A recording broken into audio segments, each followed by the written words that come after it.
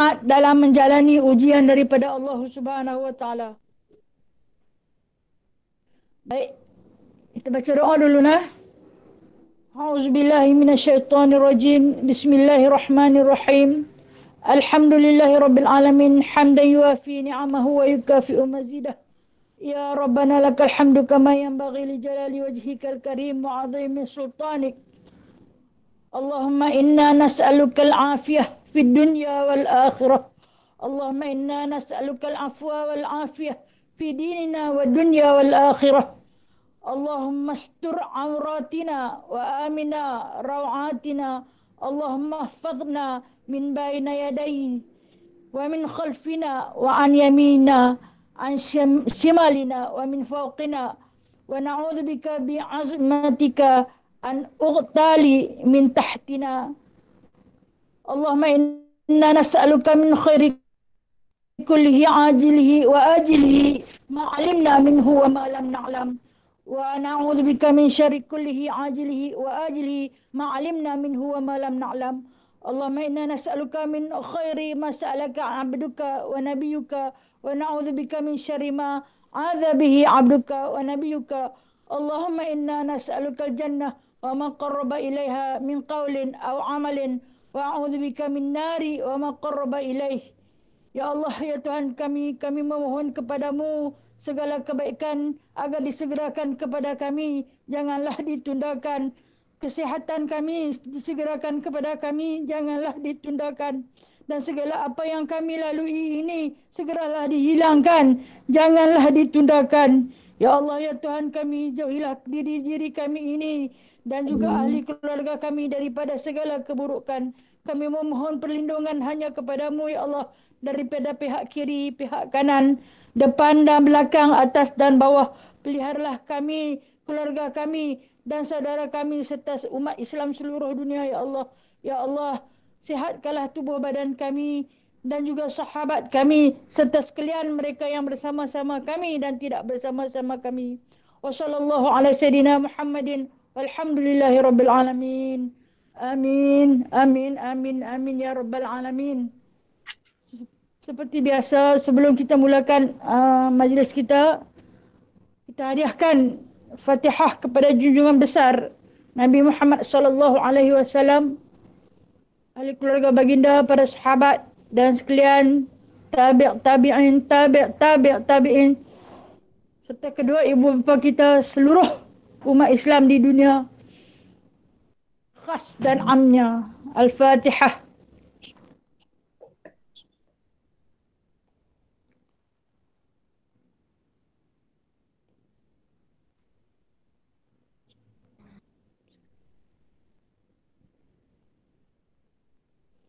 Amin, amin, amin, amin ya rabbal alamin.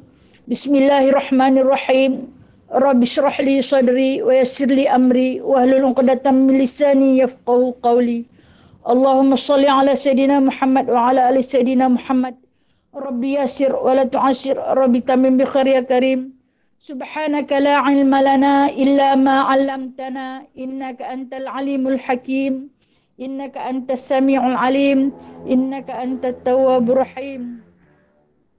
Alhamdulillah ya Allah, dengan penuh rahmat dan penuh kesyukuran kita panjatkan kepada Allah Subhanahu wa taala izin dan limpah daripadanya udara yang kita hirup, kesihatan yang kita dapat dan segala nikmat makan dan minum yang tanpa hentinya, nikmat pakaian, nikmat keamanan dan segala nikmat yang telah pun Allah Taala kurniakan kepada kita tak terhitung banyaknya. Dan pagi ini dengan penuh rahmat dan nikmatnya kita dilimpahi satu lagi rahmat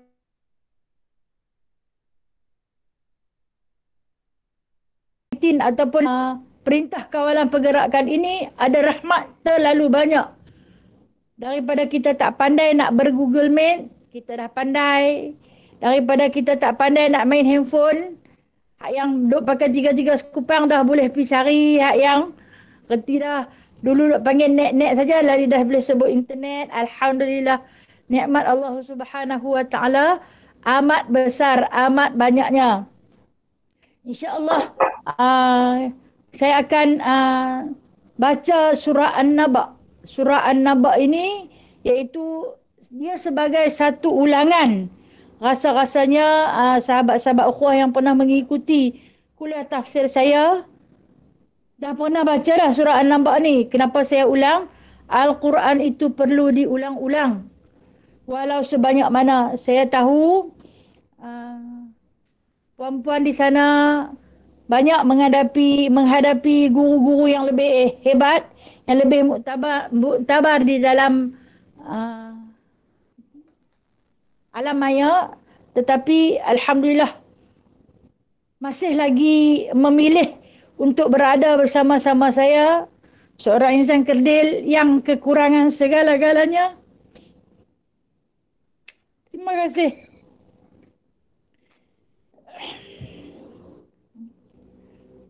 Saya akan bawakan kita bersama-sama menyelusuri satu surah, iaitu surah yang kita panggil Juzuk Amma.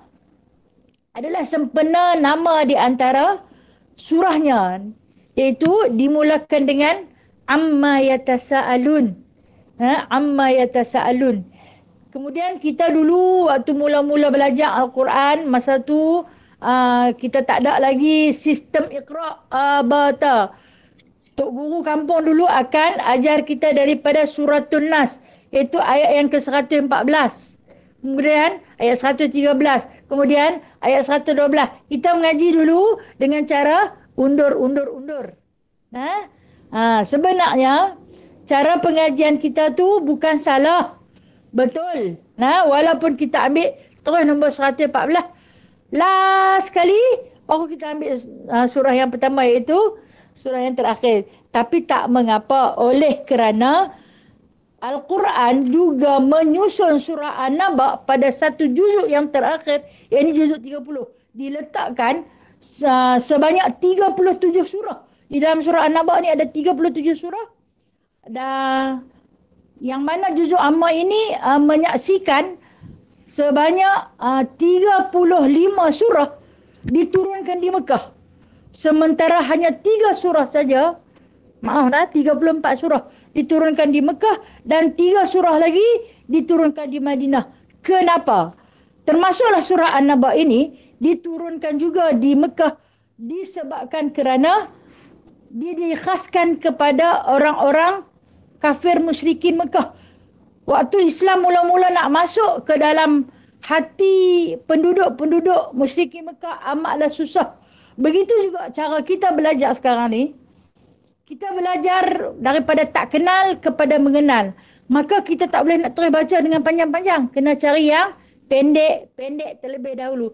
Sebab tu tok guru kita dahulu kala bukan kerana mereka tak tahu, tapi itu strategi pembelajaran, belajar daripada yang sikit dulu.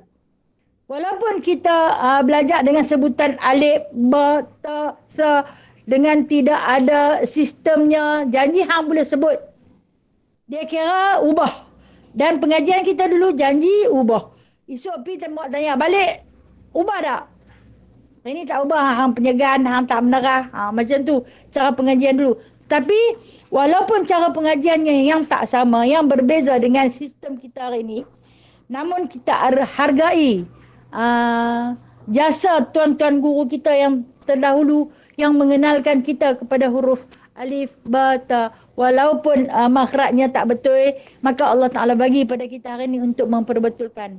Dan kita saksikan surah Amma Yatasa'alun ini, iaitu satu peristiwa besar yang Allah turunkan bakal diceritakan kepada orang kafir Quraisy. Kenapa diceritakan kepada kafir Quraisy? Sebab orang kafir Quraisy tak mahu mempercayai tentang kejadian satu peristiwa yang amat besar. Apa peristiwa yang paling besar? Yang ni kiamat. Surah ini juga mengkhabarkan tentang keadaan kiamat yang akan berlaku. Di samping Allah Ta'ala juga membentangkan tentang keistimewaan nikmat dan rahmat yang Allah Ta'ala hamparkan di muka bumi ini. Baik, kita cuba masuk kepada ayat yang pertama, iaitu surah An-Naba ini diturunkan di Mekah mempunyai 40 ayat. Rasa-rasanya lah tentu puan-puan boleh hafal sedia. Sebab kalau kata mengaji dulu-dulu, Kita kena mengapai surah ni, dah. Daripada, kira kita ni hafizah jugalah. Juzuk 30. Ataupun mungkin kadang-kadang mengaji ni, takat-takat baca surah Nas sampai Wadduha, kemudian Tok Guru kata naik Quran. Kita pun buatlah kenduri pulut kuning, naiklah Quran. Nah, biasanya macam itulah cara yang kita mengaji dulu-dulu. Dan kita tak mahu nak memperlekehkan cara pengajian kita dulu sebab kalau tidak ada dulu maka tidak adalah sekarang. Kalau tak ada Tok Guru dulu kita duk buta huruf sampailah sekarang ni. Alhamdulillah. Alhamdulillah. Baik. Cuba hafaz bagi yang tak menghafaz kita boleh bawa dalam solat. Sebab dia pendek dan padat. Tak payah bawa banyak-banyak, ambil ayat 1 sampai 5 saja. Contoh kata, kita sembahyang maghrib. Maghrib memerlukan surah yang tak terlampau panjang. Kita boleh ambil sekerat-sekerat. Sebab apa saya kata bawa dalam solat? Bila kita hafaz Al-Quran, kita bawa dalam solat, cepat ingat. Cepat sangat ingat. Bagi yang tak boleh menghafal, contoh katalah, alasan yang selalu kita bagi, tak bolehlah kami ni lagi tua lagi, tak reti. Sebenarnya boleh. Walau sekeras mana hati kita pun, ada kelembutan dia apabila ianya ditimpa dengan ayat Al-Quran. Baik, kita tengok ayat yang pertama. Bismillahirrahmanirrahim. Dengan nama Allah yang amat pemurah lagi amat mengasihani. Maha suci Allah. Terlalu pemurahnya Allah. Maha pemurahnya Allah. Maha mengasihaninya Allah. Nak tahu betapa pemurahnya Allah kepada kita? Dalam kita bersusah payah, kita dah dikurung hampir setahun. Pernahkah sehari Allah Ta'ala tak bagi kita makan? Setahun kita dikurung. Pernahkah sehari Allah Ta'ala tak bagi kita pakai? Nak makan dengan tak mau pakaian tu kerja kita. Tak pernah sehari pun, tak pernah sedetik pun Allah menahan nafas kita daripada bernafas. Betapa besarnya nikmat Allah. Itulah yang kata Allah itu Maha Pengasih. Ar-Rahman. Maha Pengasih. Orang yang tak bersolat dan yang tak bersujud pada dia pun, dia bagi makan, dia bagi minum tanpa henti. Tak bekerja, tak bergaji, tapi makan melimpah ruah. Buka Facebook, tekan saja nak order. Itu yang segi order makanan. Tak kira lagi hak order pakaian. Tak kira lagi order kasut. Tak boleh keluar pergi shopping. Shopping masuk main sampai dalam rumah. Kita pesan. Kadang-kadang tu, Food Panda main sampai 3-4 orang. Tak lagi nama anak nu, tak lagi nama anak ni, tak lagi nama mak, tak lagi nama pak. Kadang-kadang nama mak sampai 2-3 kali. Macam tu tak ada duit kah? Alhamdulillah, Masya Allah. Banyak sungguh nikmat Allah Ta'ala bagi. Banyak-banyak bersyukur. Dalam tak kerja, tapi tak pernah tak makan. Tak pernah susah. Alhamdulillah, syukur sangat-sangat. Baik. Kita masuk ayat yang pertama. Amma yatasa'alun. Yatasa'alun ini, kalau kita tengok amma. Kalau kata dalam bahasa Melayu ni, amma ni maksudnya, apa hal? Allah Ta'ala tanya ni, apa hal ni hamba ni? Apa hal? Saat kita tak tahu. Apa hal yang dipersoalkan oleh Allah ini? Amma yatasa'alun. Kalau kita tengok yatasa'alun, itu mad wajib. Mad wajib ini tak dapat tidak. Dia tak seperti mad jaiz yang boleh bawa 3 wajah. Tetapi mad jaiz ni tak dapat tidak. Kena bagi 5 harkat. Yatasa'alun. Allah Ta'ala bubuh panjang yatasa'alun tu. Sebab apa? Apa hal yang pada tanya banyak-banyak. Lebih kurang macam tu lah. Kita tak boleh. Walau kita nak baca sependek macam mana pun, yatasa'alun tu kena bagi 5 harkat. Sebab dia mad wajib. Perumpamaan dia Allah Ta'ala kata, apa hai ni hampa duk tanya banyak-banyak. Kita kan bila kita marah kepada seseorang, mulalah nak lanjut. Kalau tidak pun amboi. Kalau dia tarik 5 harkat tu, bermakna dia nak marah tu. Jadi perkataan ini Allah Ta'ala nak bertanya kepada kita, iaitu tentang apa hal yang hampa duk tanya banyak? Hampa ni hampa siapa? Okey, baik. Ayat ini ditujukan kepada kafir musyrikin Mekah. ketika mana mula-mula Nabi SAW masuk berdakwah kepada orang-orang kafir musyrikin. Rasulullah ni dia cerita terus tentang hari pembalasan. Bahawasanya dunia ini bukan sekadar di sini, dunia ini akan menghadapi satu hari perhitungan, hari kebangkitan. Yang mati akan dibangkitkan. Yang mana yang hidup tak kekal lama. Bagi pendapat musyrikin Mekah ni, yang hidup mati tak ada balasan. Mati terus jadi tanah. Jadi bila Nabi bawa satu perkhabaran yang baru, ataupun kita panggil Al-Azim yang besar ni, Nabi kata, bukan. Mati ada satu lagi kehidupan. Yang mana kehidupan itu hidup yang tak akan mati selama-lamanya. Jadi orang kafir musyrikin ni, mereka tak boleh terima. Mereka kata, tengok Muhammad bawa satu cerita baru pula. Muhammad nak cerita kata, dunia ni akan kiamat. Dunia ini akan menghadapi satu peristiwa yang besar. Dunia ni akan menghadapi satu huru hara, dan lepas mati kita ni akan dibangkitkan, diperhitungkan amalan. Yang baik akan ke syurga, yang jahat akan ke neraka. Jadi persoalan inilah yang selalu dipersoalkan oleh mereka. Mereka nanti tengok Nabi, dia kata tu dia tengok orang gila dah mai nak cerita tentang kiamat. Tu tengok orang gila dah mai, dia dah semakin gila. Dia duduk di bukit, dia pergi di gua Hira, memanjat Jabal Nur semata-mata nak turun main cerita dekat kita. Cerita-cerita dongeng, cerita-cerita pembohong. Itulah biasa kalau kita tengok, kalau satu-satu isu yang terkini, yang terbaru masuk, orang akan bercakap-cakap. Di mana kelompok-kelompok duduk, mereka akan bercakap perkara yang sama. Itulah yang dilakukan kepada diri baginda sallallahu alaihi wasallam. Nabi diejek, Nabi dihina setiap hari oleh puak-puak kafir musyrikin Mekah. Siapa yang menghina dia ni? Ini adalah di kalangan bangsa dia sendiri, suku sakat dia sendiri, keturunan dia sendiri. Yang paling menyedihkan adalah keluarga baginda sendiri. Jadi tak hairanlah kalaulah kita yang baru nak berhijrah, yang baru-baru nak belajar jadi baik, kadang-kadang dihina, ditentang oleh keluarga yang paling rapat dengan kita sendiri. Sebab Nabi dah terlebih dahulu menghadapi suasana sedemikian. Kalau kadang kita mungkin menegur adik-beradik kita, jawapan yang akan kita terima, alah hang pun macam tu dulu, hang pun tak baik mana, hang pun tak betul. Itulah persoalan demi persoalan yang bakal kita telan, kita terima. Dan kita manusia biasa akan cepat rasa tersinggung, rasa sedih, rasa nak lari dengan sedikit ujian yang dibawa datang oleh Allah. Sedangkan baginda sallallahu alaihi wasallam sehingga pernah satu hari itu diletakkan najis unta. Unta ni dia beranak.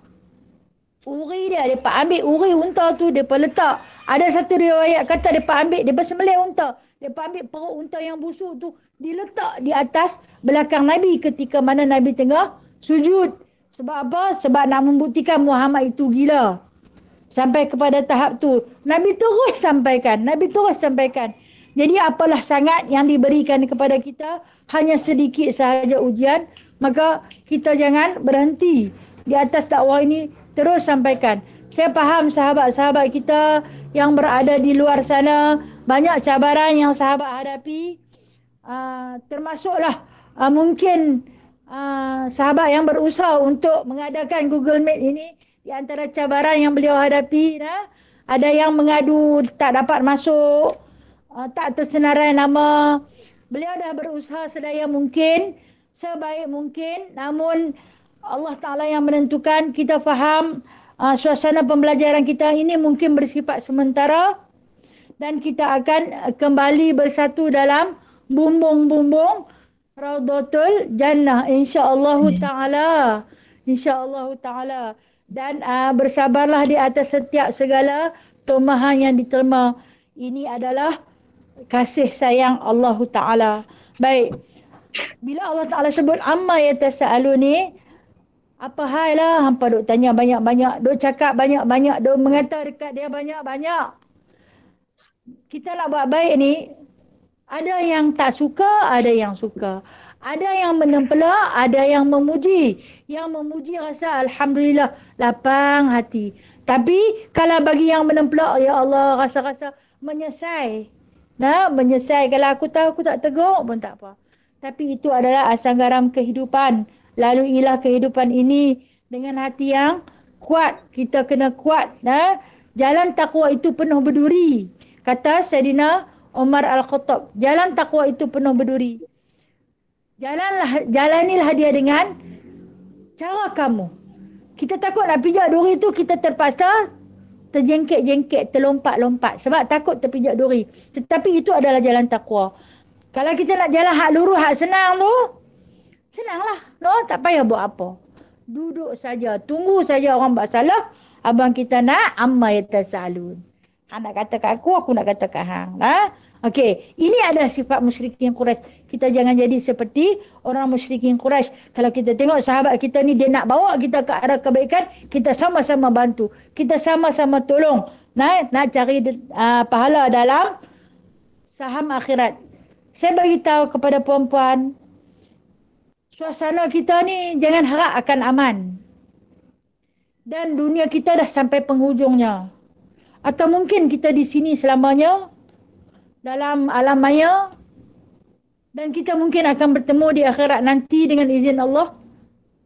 Dan saksikanlah bahawasanya alam maya ini juga pernah mempertemukan kita, walaupun kita pernah duduk bersimpuh bersama-sama di bawah satu bumbung, berpeluk cium, bertangis kasih.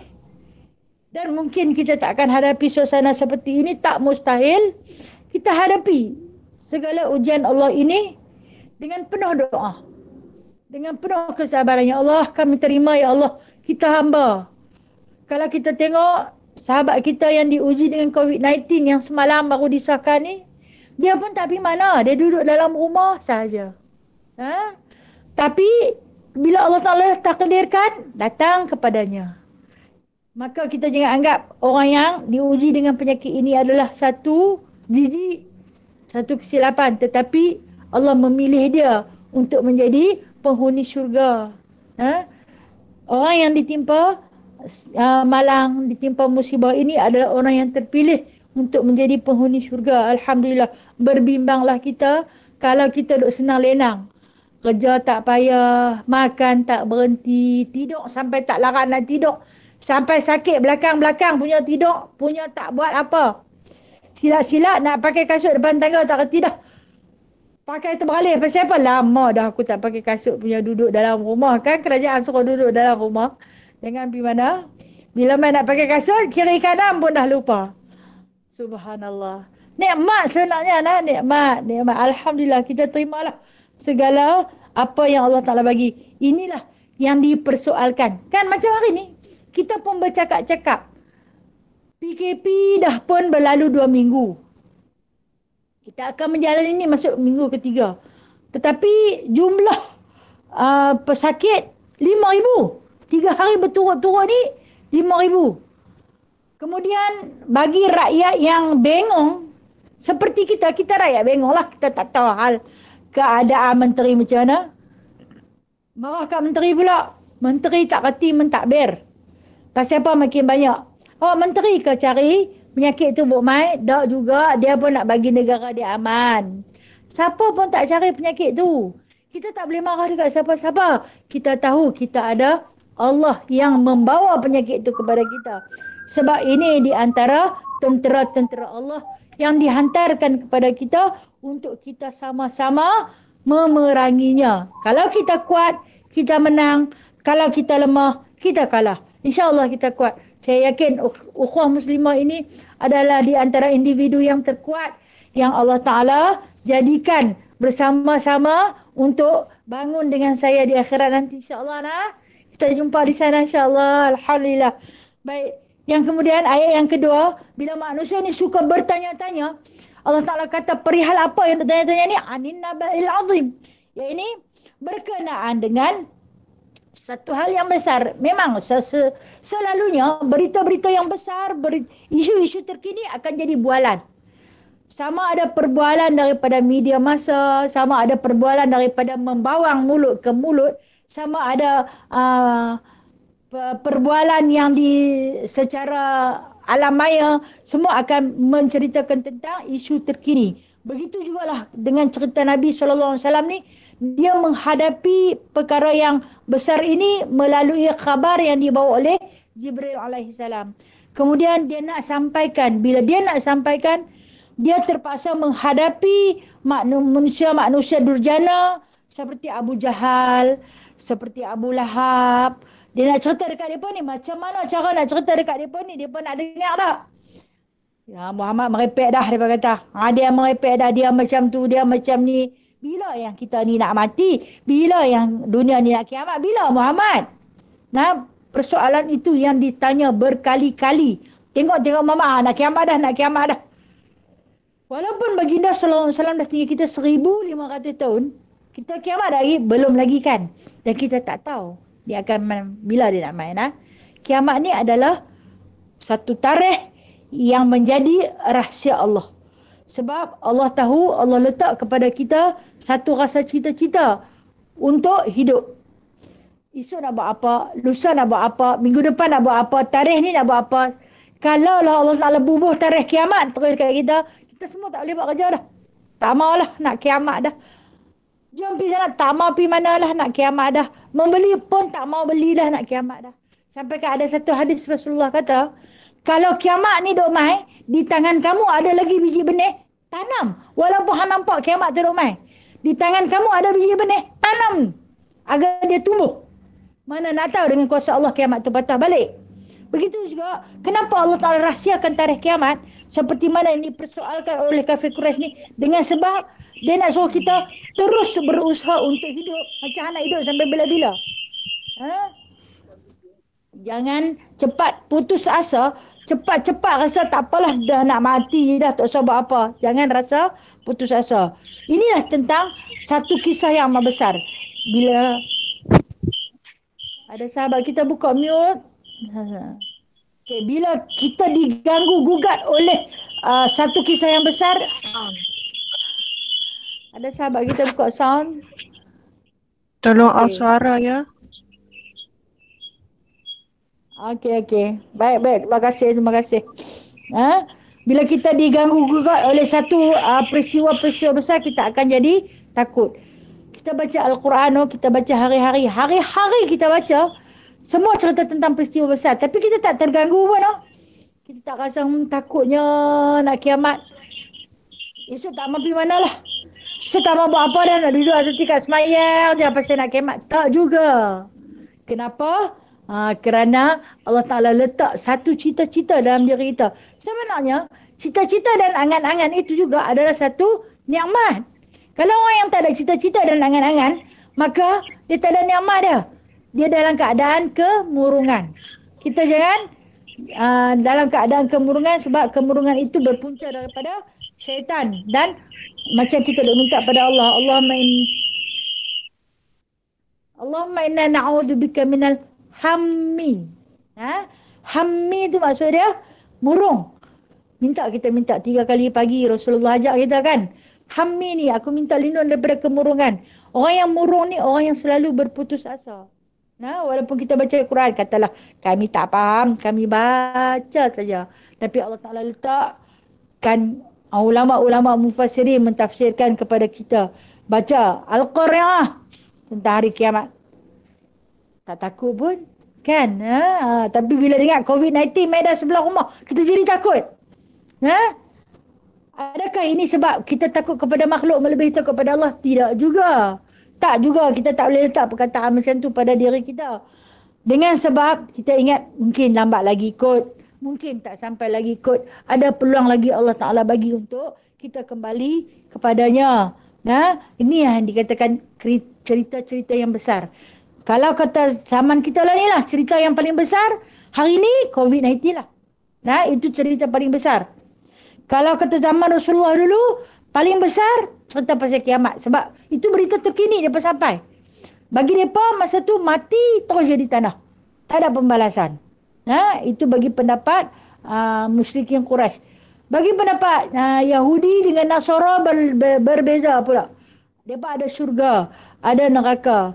Susah sebenarnya apabila Rasulullah terpaksa menghadapi 3 golongan yang paling payah. Kita tak menghadapi apa-apa golongan pun. Kita cuma menghadap sesama kita yang sedikit perselisihan, dah kita rasa sedih. Sebab apa? Perasaan kita ini terlampau halus. Terlampau halus. Mudah tersinggung. Itu disebut sebagai naluri. Naluri itulah kita kena perkuatkan. Perkuatkan. Minta Allah Ta'ala kuatkan naluri aku. Di dalam kita melakukan kerja-kerja yang baik. Kerja-kerja yang indah ini. Kerja-kerja yang menjurus ke jalan Allah ini. Mintalah kekuatan, insya-Allah. Allah akan bagi sekuat-kuatnya kepada kita. Kalau kata kita ikhlas, apabila kita dipuji, kita tak naik sampai tinggi melangit. Apabila kita dihina, kita tak tungging terbah. InsyaAllah kita akan sentiasa bersyukur kepada Allah. Kemudian Allah Ta'ala sebut lagi, allazi hum fihi mukhtalifun. Yang pada cerita yang besar itu, mereka mukhtalifun. Mereka berselisihan. Berselisih, tak ada kot, tak jadi kot, tak mai kot. Macam diceritakan, dalam Al-Quran banyak diceritakan tentang keadaan kiamat. Di antara salah satunya, tanda yang paling besar munculnya Imam Mahdi. Imam Mahdi ini disebut di dalam beberapa hadis akhir zaman oleh baginda sallallahu alaihi wasallam, iaitu seorang laki-laki daripada keturunan Bani Hashim juga, yang akan membawa panji-panji Islam, yang akan berlawan dengan Dajjal walaupun beliau tidak akan menang. Dia akan turun di satu tempat di Syria katanya, di atas kubah yang berwarna putih. Wallahu alam sejauh mana kebenaran, tetapi kita yakin Nabi tak pernah menipu. Yang mana kubah putih tu sampai hari ini berlaku gerak gempa, pengeboman macam mana pun, dia tetap akan memelihara kubah putih tu. Dan pada pendapat satu lagi mengatakan yang akan turun di atas kubah putih itu adalah Nabi Isa alaihi salam. Dia yang akan turun di atas kubah putih itu, yang mana di dalam masjid kubah putih itu Imam Mahdi sedang mendirikan solat subuh. Hendak mendirikan solat subuh. Bila dia pakai cerita tentang peristiwa besar ni, pakai cerita, dia kata turun dah. Suruh itu turun dah Imam Mahdi. Turun dah Nabi Isa. Imam Mahdi yang ketika itu nak menjadi imam kepada solat subuh akan keluar. Bila dia keluar, dia mengenali Nabi Isa dan dipersilakan Nabi Isa untuk menjadi imam bagi solat subuh pada pagi itu. Tapi Nabi Isa alaihi salam meraihkan Imam Mahdi dengan sebab Imam Mahdi adalah umat Nabi Muhammad sallallahu alaihi wasallam. Itulah keistimewaan umat Nabi Muhammad sallallahu alaihi wasallam.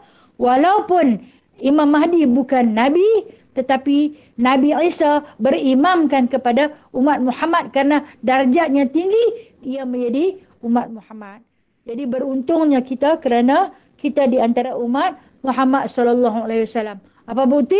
Kita berselawat tanpa henti. Itulah bukti kita sebagai umat Muhammad sallallahu alaihi wasallam. Apa Nabi cerita, kita percaya. Apa Nabi bawa, kita terima. Apa Nabi sebarkan, kita sambut. Itulah kita. Walaupun tak pernah jumpa baginda, tapi sentiasa rindu merindui kerinduan yang tidak ada penghujung dan tepinya kepada junjungan besar Nabi Muhammad sallallahu alaihi wasallam.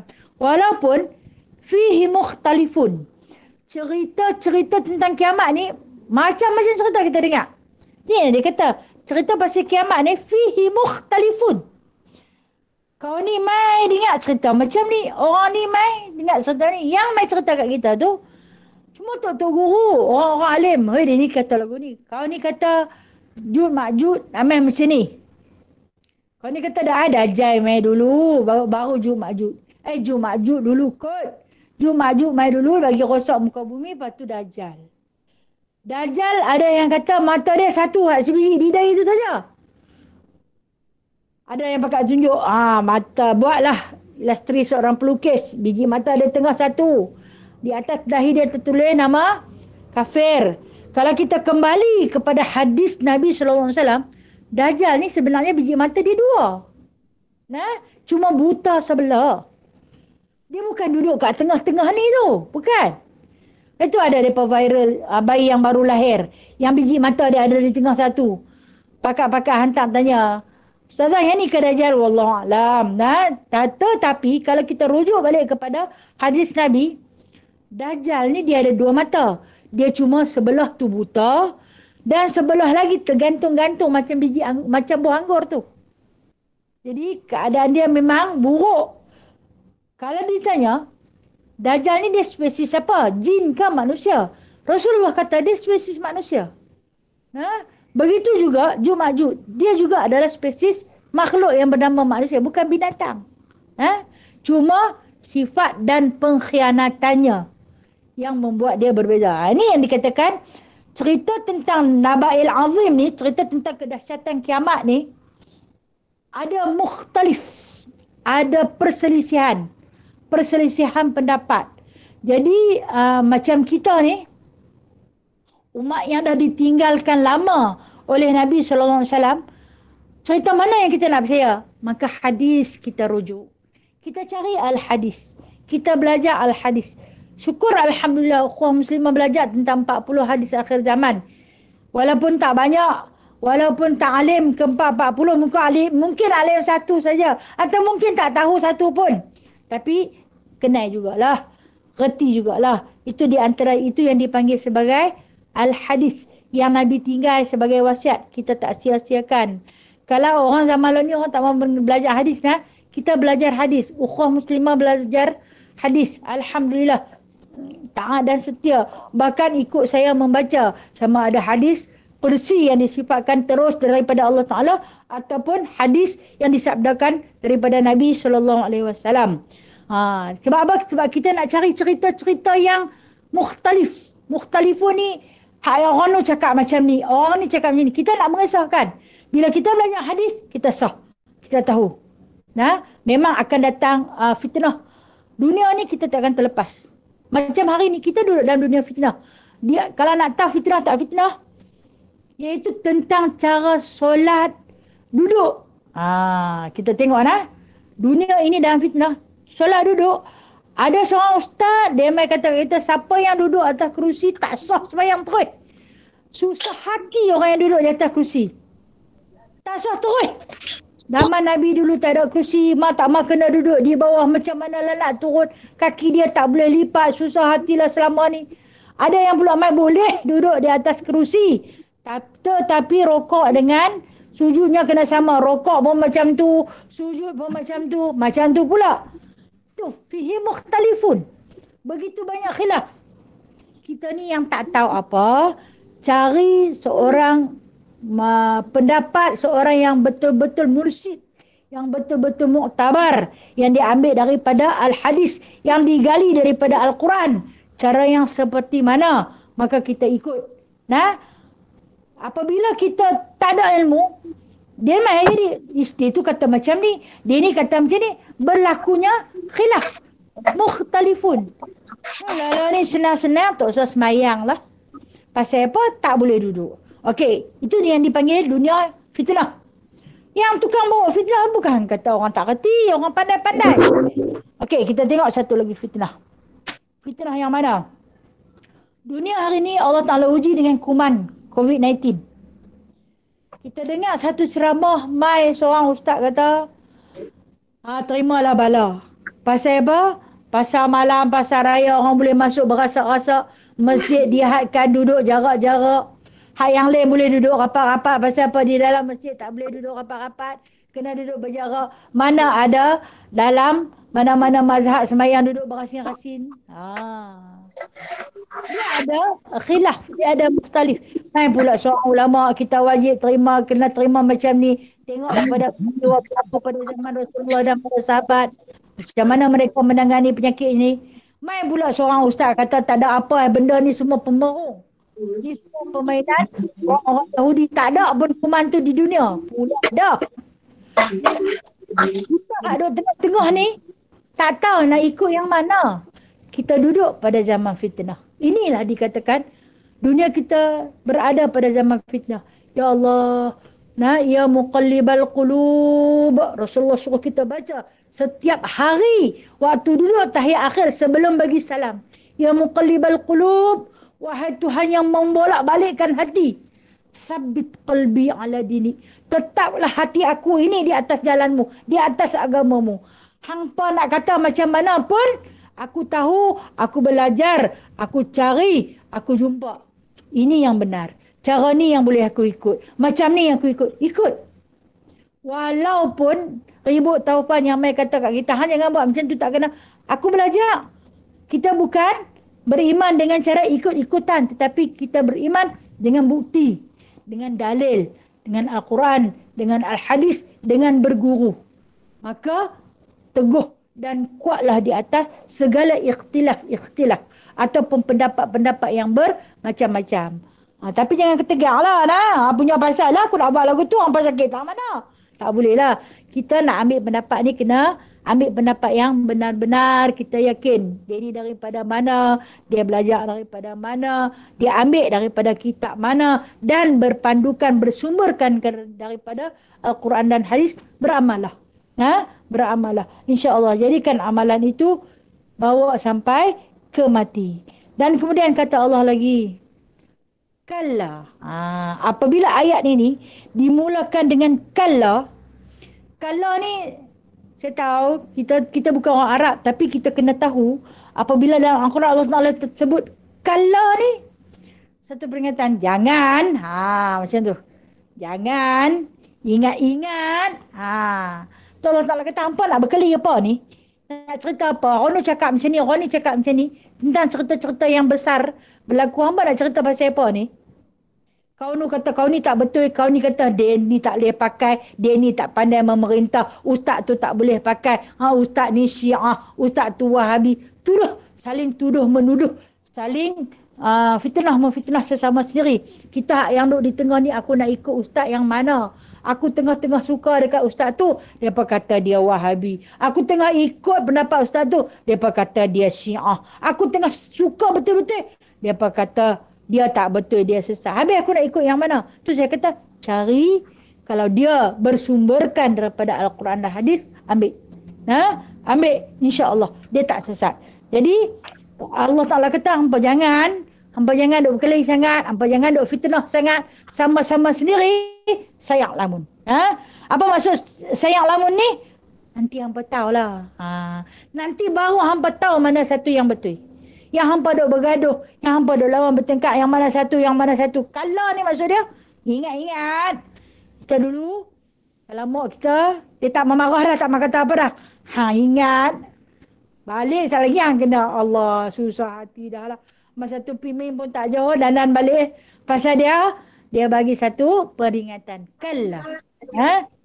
Maha hebat Allah. Kata Allah, apa dia yang kita nak tahu ni? Kalau itu, kalau kata kita baca lah. Kita baca secara tadabbur. Kita boleh berhenti kepada kalau. Tapi kalau nak mengaji biasa, janganlah pergi berhenti. Saat dia bertanya, ham mengaji Tok Guru mana? Ustazah Asyik ajak kami suruh berhenti tang kalau dah.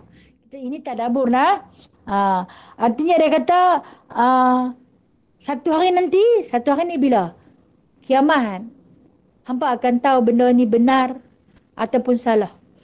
Akhirnya kamu akan tahu benda ni daripada siapa. Akhirnya kamu akan tahu. Kalau kata lah ni, kita akan tahu juga. Satu hari nanti kita akan tahu juga. Siapakah orang yang mula-mula menyebarkan penyakit ni. Tapi kalau hari ni, kita kembali pada Allah, kita tak akan marah kepada siapa-siapa. Kita tahu dia Allah punya. Allah Ta'ala pilih nak bagi dekat siapa-siapa.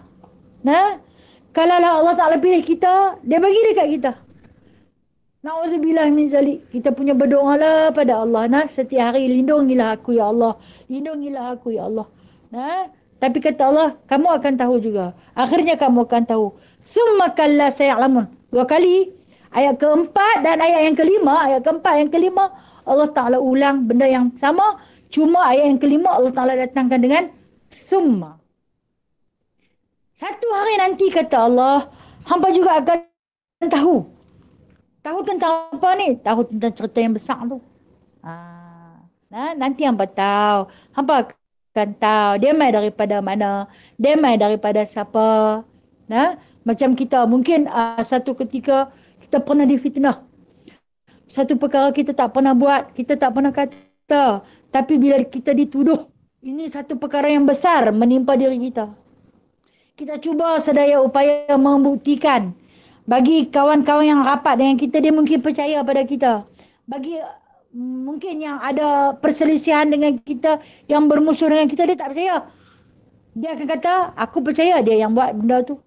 Dia akan mempercayai fitnah. Maka ketika itu berlakunya perselisihan.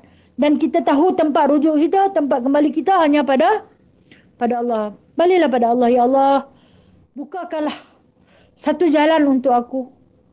Sesungguhnya aku tahu, satu hari nanti mereka akan tahu. Summa kalla saya'lamun. Mereka akan tahu juga satu hari nanti tentang kebenaran. Hari ini, kita kalau kata nak tunjuk pun, takkan sampai nak naik mahkamah kot. Kerana cerita curi kasut.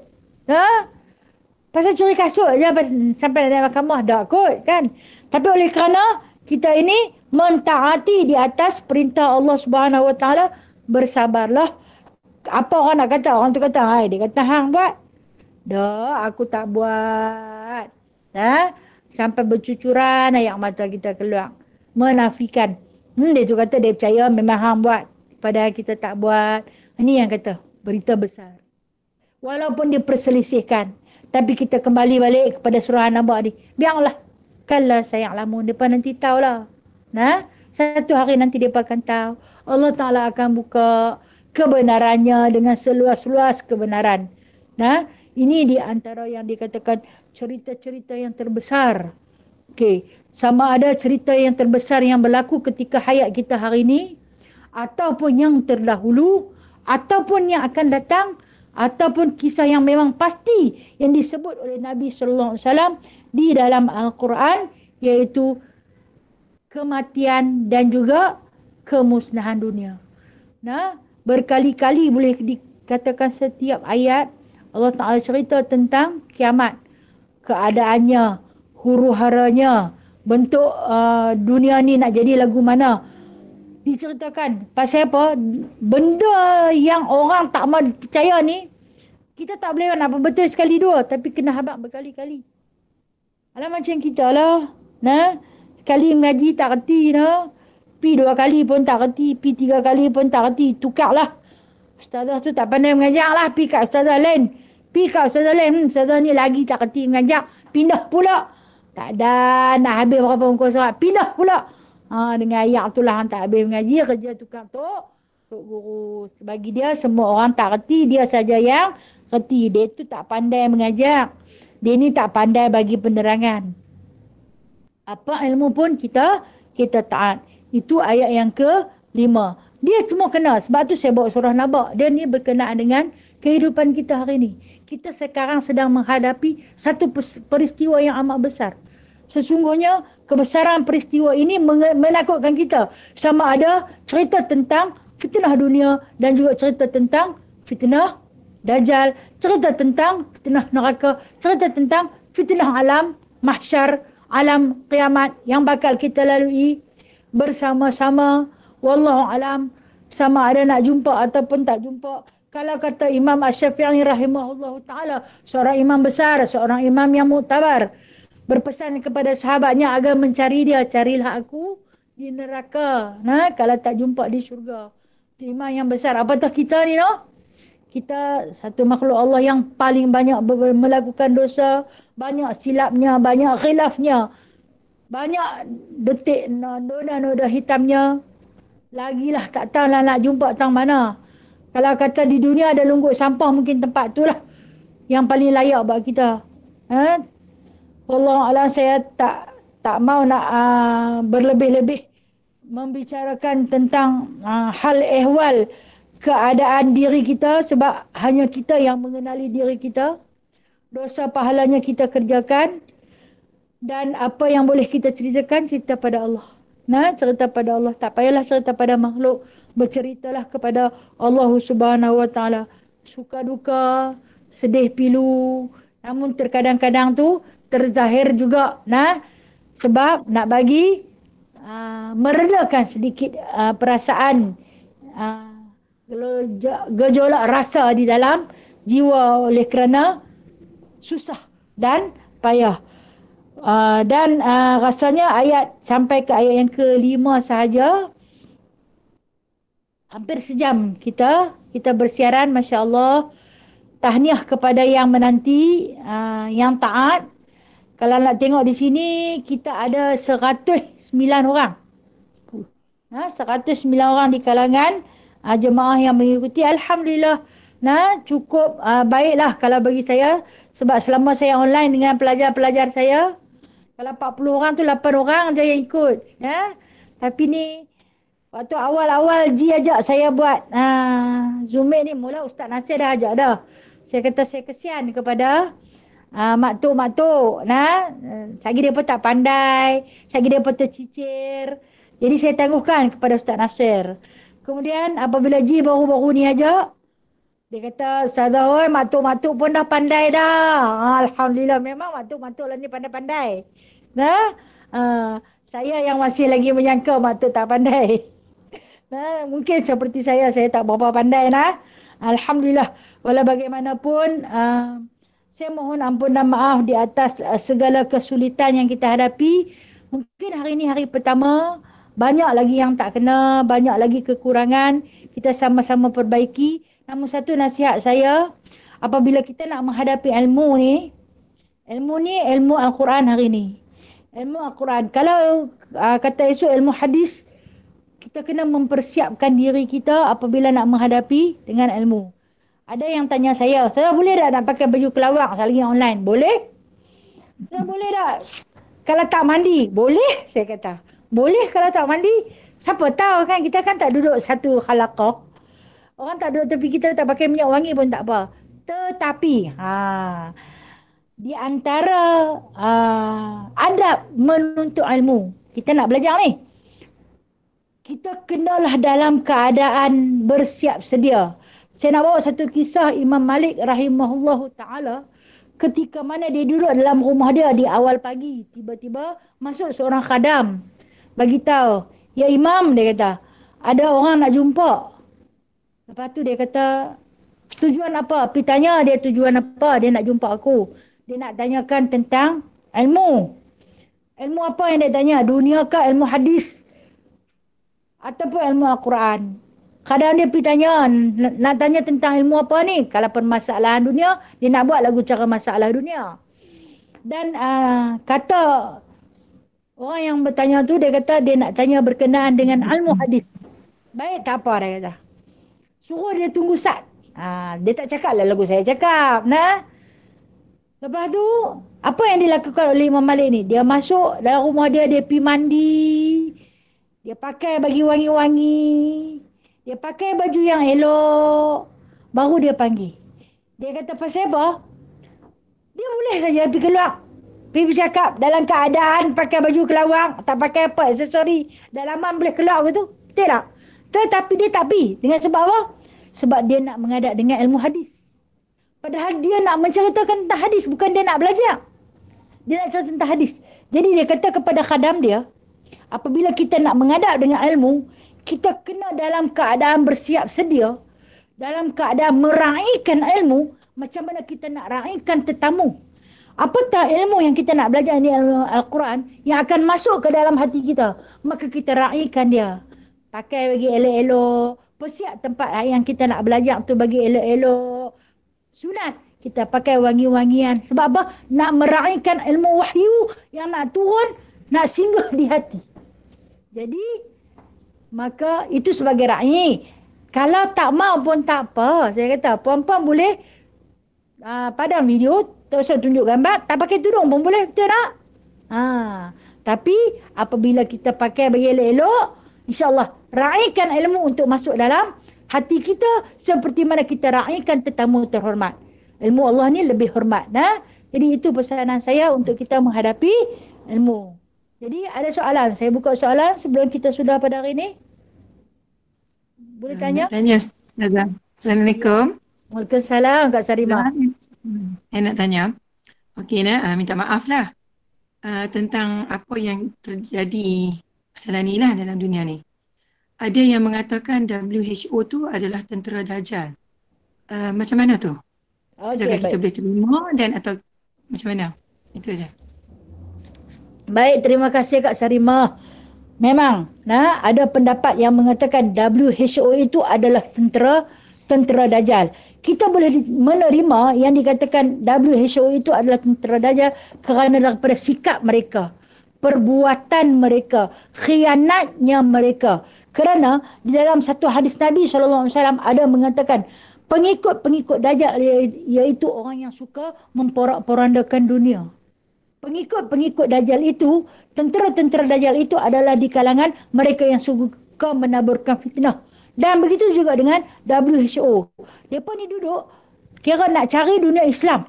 Nak kemusnahan di kalangan dunia Islam. Cuba menyebarkan fitnah di kalangan orang-orang Islam. Begitu juga, satu lagi hadis Nabi yang sebut, di antara tentera-tentera Dajjal itu adalah di kalangan penyanyi-penyanyi dan pemuzik-pemuzik. Mungkin itu yang melarakan. Dan kita juga boleh menerima sebab ini di antara hadis yang datang. Kenapa?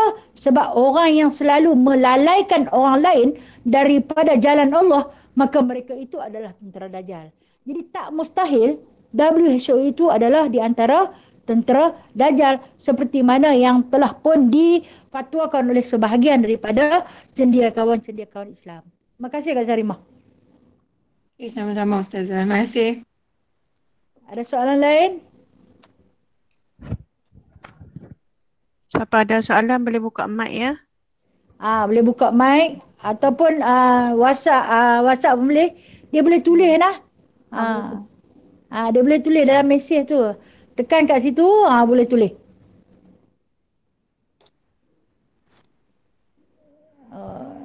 Rasa hari ni hilang rindu, boleh tengok wajah-wajah yang hamba sayangi. Assalamualaikum Ustazah. Waalaikumsalam warahmatullahi.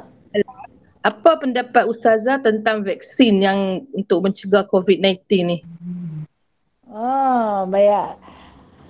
A'udzubillahiminasyaitonirrajim. Mudah-mudahan pendapat hamba ini Allah Ta'ala redha. Pendapat saya tentang vaksin ini seperti mana kita bagi laluan penuh penghormatan kepada mufti-mufti dalam negara kita. Mereka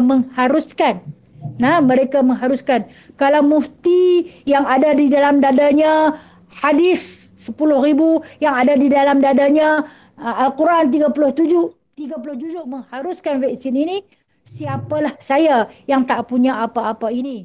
Maka vaksin ini adalah satu ubat untuk menyembuhkan penyakit, untuk menjauhkan kita daripada penyakit yang berbahaya ini, dan dia itu kita wajib terima. Sebab Allah Ta'ala kata menyelamatkan nyawa itu adalah wajib. Jadi selagi ianya tidak bercampur dengan sesuatu yang haram, kita tak tahu kandungan sebenarnya. Walaupun itu saya kata kita hidup dalam zaman fitnah. Ada yang kata campuran dia kita tak tahu, ada yang kata masuk najis khinzir, ada yang macam-macam lah. Ni kata fihi mukhtalifun. Kita hidup di dalam ikhtilaf. Kita berpegang kepada pendapat umara kita, hukama kita, ulama kita. Siapalah kita yang kerdil ini? Bagi pendapat saya, sebab puan tanya berkenaan pendapat saya, harus kita boleh menerima. Sebab demi menyelamatkan nyawa dan menyihatkan tubuh badan. Rasulullah selalu suruh kita doa pada Allah. Kalau kata hang boleh cari jalan untuk kebaikan, cari. Sebanyak mana hang cari, usaha cari kebaikan.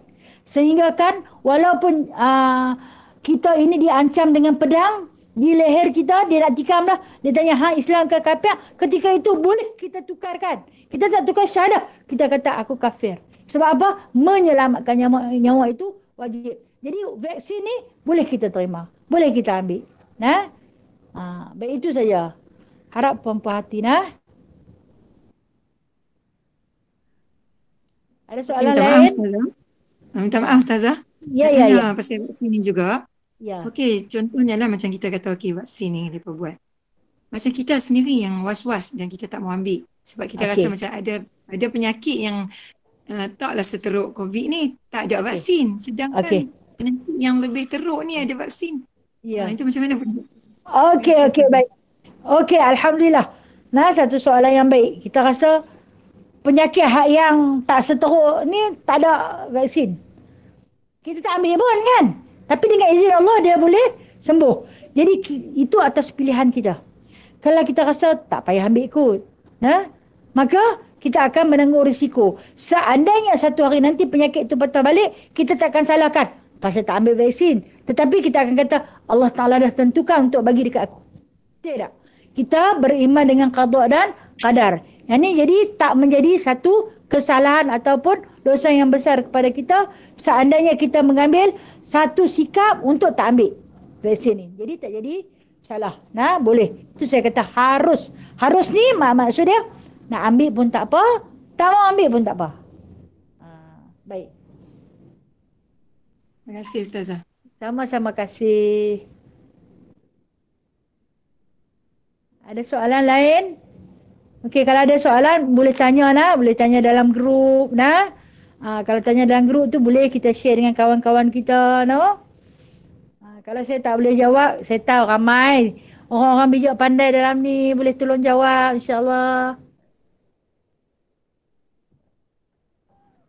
Ada lagi yang nak bertanya? Assalamualaikum Ustazah. Waalaikumsalam warahmatullahi. Kak Syima ni. Kak Syima. Ada cerita apa khabar? Alhamdulillah. Ni pasal alhamdulillah. Syima nak tanya, Kak Syima just nak share lah. Selalunya kalau bila masa lah macam kita nak ambil suntikan kan. Tak kira lah macam pergi mana. Baik yang kanak-kanak yang nak dapat suntikan apa pun selalunya dia akan dapat minta surat keizinan. Jadi bergantung pada kita sendiri sama ada kita nak atau tidak. Tidak ada paksaan. Tu haruslah Jadi kalau kita nak ambil pun boleh, tak mau pun boleh. Itu jawapan Alhamdulillah. Baik, terima kasih Kak Syimah. Habis dah Kak? Okey, kalau tak ada apa saya sudah dulu Senang kita habis ni terus boleh tidur terlentang dalam rumah Tidak dulu kita nanti keluar. Kita ada kedai, kita boleh shopping kat bawah. Kita singgah kedai, kita sarapan pagi sama-sama.